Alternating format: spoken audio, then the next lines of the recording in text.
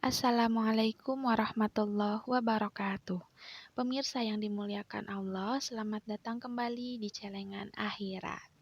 Alhamdulillah, kita sudah memasuki episode kelima. Pada episode ini, saya akan mengajak pemirsa semua untuk menyelami satu kisah mengenai 3 orang pertama yang diputuskan perkaranya pada hari kiamat, atau 3 orang pertama yang dihisab pada hari akhir. Nah, tapi sebelum kita melanjutkan, saya sarankan untuk gunakan earphone terlebih dahulu agar pemirsa lebih nyaman dalam mendengarkan. Oke, mari kita mulai. Jujur saja, saya baru pertama mendengar ini dan saya sangat kaget dan cemas setelah mengetahui satu hal ini. Nah, apakah itu? Jadi, saya baru saja mengetahui satu hadis yang mengisahkan tentang 3 orang pertama yang dihisab di hari akhir. Kira-kira siapakah mereka? Diriwayatkan oleh At-Tirmizi dan dia menghasankannya. Ibnu Hibban dalam sahihnya, keduanya dengan lafaz yang sama dari Al-Walid bin Al-Walid, Abu Utsman Al-Madani, bahwa Uqbah bin Muslim menyampaikan kepadanya, bahwa Syufa'i Al-Asbahi menyampaikan kepadanya, bahwasanya dia datang ke Madinah, dia mendapatkan seorang laki-laki yang dikerumuni oleh banyak orang. Dia bertanya, siapa dia? Siapa laki-laki itu gitu. Abu Hurairah, jawab orang-orang. Kemudian dia berkata, lalu aku mendekat kepadanya sehingga aku duduk di hadapannya. Sementara dia terus menyampaikan hadis kepada orang-orang. Nah, kemudian ketika dia telah selesai dan menyendiri, aku berkata kepadanya, aku memohon kepadamu dengan kebenaran dan dengan kebenaran. Kamu belum menyampaikan kepadaku sebuah hadis yang kamu dengar dari Rasulullah Shallallahu Alaihi Wasallam yang kamu pahami dan kamu ketahui.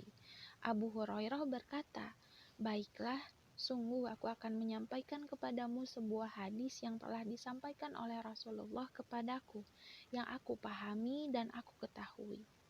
Kemudian Abu Hurairah menarik nafas panjang lagi berat sampai hampir pingsan. Nah, kami diam. Nah, kemudian dia tersadar, Abu Hurairah tersadar gitu. Nah, Abu Hurairah berkata lagi, sungguh aku akan menyampaikan kepadamu sebuah hadis yang disampaikan oleh Rasulullah kepadaku pada saat aku dan beliau di rumah ini. Tidak ada orang lain selain aku dan beliau.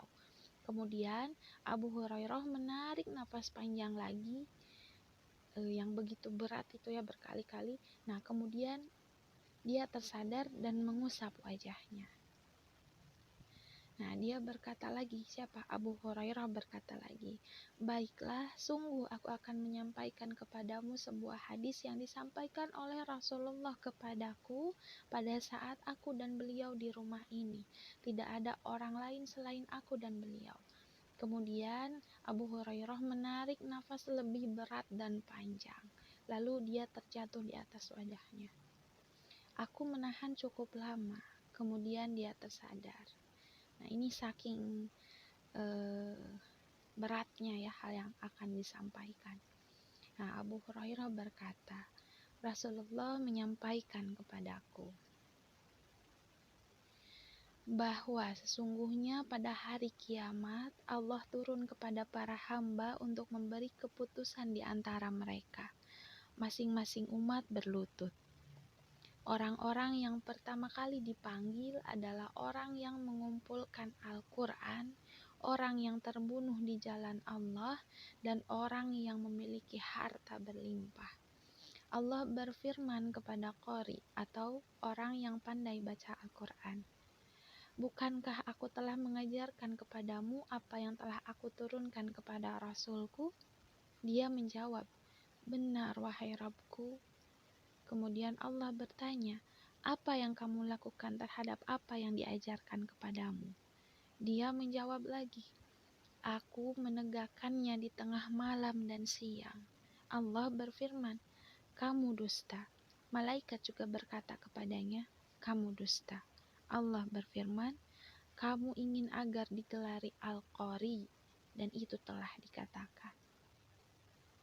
Kemudian, yang kedua, pemilik harta melimpah didatangkan.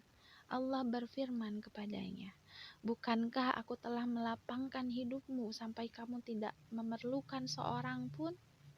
Dia menjawab, "Benar ya Rabbi." Allah bertanya lagi, "Lalu, apa yang kamu lakukan terhadap pemberianku?" Dia menjawab, "Aku menjalin hubungan silaturahim dan bersedekah." Allah berfirman kepadanya, "Kamu dusta." Malaikat juga berkata kepadanya, "Kamu dusta."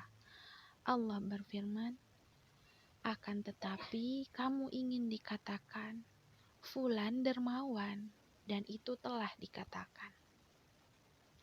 Orang yang terbunuh di jalan Allah dihadirkan. Ini orang ketiga ya.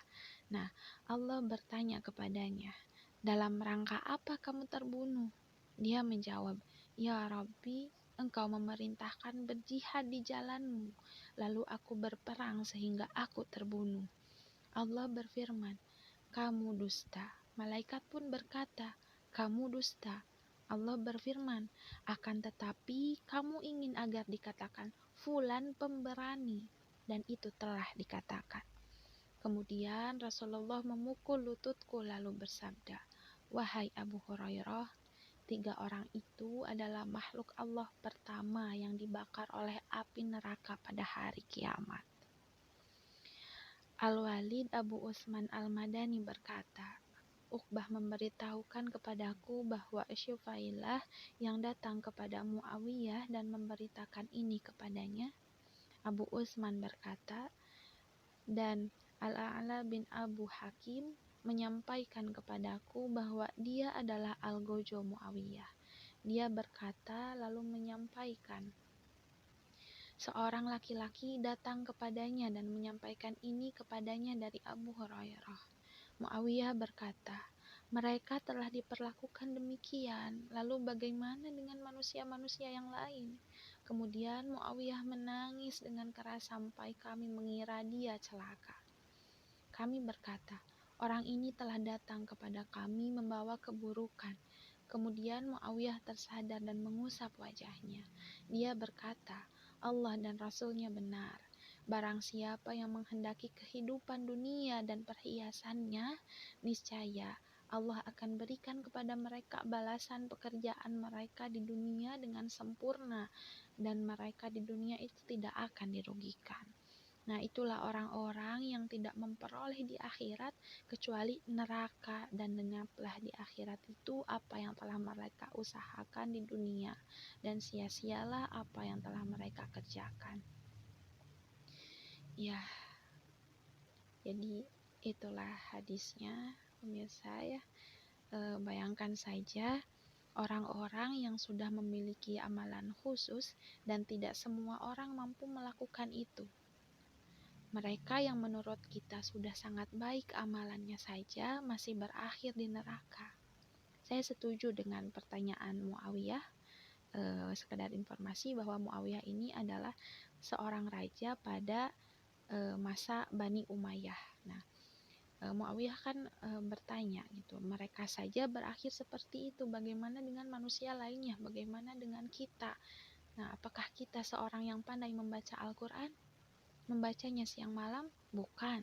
Nah, kemudian apakah kita seorang yang memiliki harta yang berlimpah sampai kita tidak membutuhkan seorang pun untuk membantu kita, dan kita dermawan kepada sesama? Tidak juga. Kemudian apakah kita seorang yang mampu mengorbankan hidup kita untuk berjihad di jalan Allah seperti wafatnya orang-orang yang syahid? Tidak juga. Bahkan jauh gitu ya. Nah, lantas dengan apakah kita memperoleh surga kelak? Sudah punya apa kita? Yang terpenting, sudah benarkah niat kita beribadah selama ini? Orang-orang yang tadi disebutkan dalam hadis adalah mereka yang ya mungkin keinginan besarnya melakukan itu semua adalah karena Allah, tetapi di dalam hatinya ada sekecil itu keinginan untuk mendapat perhatian dari manusia, mendapat nilai dari manusia. Nah, merugilah kita jika kita berusaha untuk hijrah ke jalan yang lebih baik dan berusaha istiqomah, jika pada akhirnya niat kita hanyalah untuk memperoleh dunia, untuk memperoleh pujian, untuk memperoleh perhatian manusia. Kita tidak akan mendapat apa-apa di akhirat kelak. Jadi, mari kita sama-sama perbaiki niat dalam beramal, tujukan hanya untuk Allah dan kepada Allah. Jangan pernah remehkan dosa. Semoga kita semua beruntung. Amin ya Allah ya Rabbal Alamin. Oke, mungkin sekian dulu pertemuan kita hari ini. Saya harap kita semua dapat mengambil manfaat dari hadis tersebut dan semoga apa yang kita niatkan lebih terbenahi lagi, gitu ya. Oke, sekian saja. Wassalamualaikum warahmatullahi wabarakatuh.